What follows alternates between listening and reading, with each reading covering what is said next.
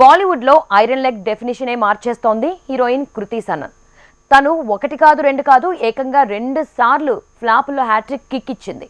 మూడో హ్యాట్రిక్ కి కావాల్సిన మొదటి డిజాస్టర్ ని కూడా సొంతం చేసుకుంది. అయినా నెలకో సినిమాతో బిజీ అయింది ఈ national award achiever. Kriti Sanon కొత్త cinema Ganpat career biggest disaster అని తేలింది.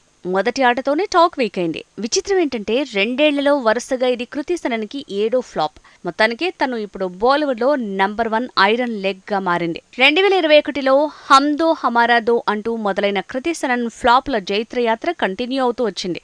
ఇంకా డిజాస్టర్ల జర్నీ కంటిన్యూ అవుతోంది. బచ్చన్ పాండే, బేడియా ఇలా ఏది చూసినా క్లాస్ నుంచి కామెడీ వరకు, మాస్ నుంచి ఎక్స్పెరిమెంటల్ వరకు ఏ జానర్ కూడా కృతి సనన్ గతిని మార్చలేకపోయాయి. నిజానికి అలవైకుంఠపురం హిందీ రీమేక్ షహజాదాతో సీన్ మారుతుందనుకున్నారు. పూజా హెగ్డే రోల్లో కనిపించిన కృతి సనన్ హిట్ మెట్టెక్కొచ్చన్నారు. కానీ అది తన కెరీర్లో one of the best disaster అనేంతగా కామెంట్లు పడ్డాయి. మొన్న మధ్య వచ్చిన ఆదిపురుష్ కూడా కృతి సనన్ కెరీర్లో మైల్ స్టోన్ లాంటి డిజాస్టరే. మొత్తంగా 2 ఏళ్లలో 7 ఫ్లాప్లు అంటే 2 హ్యాట్రిక్స్ పోను 3వ హ్యాట్రిక్ కి కూడా అడుగులు పడ్డాయనుకోవాల్సి వస్తోంది.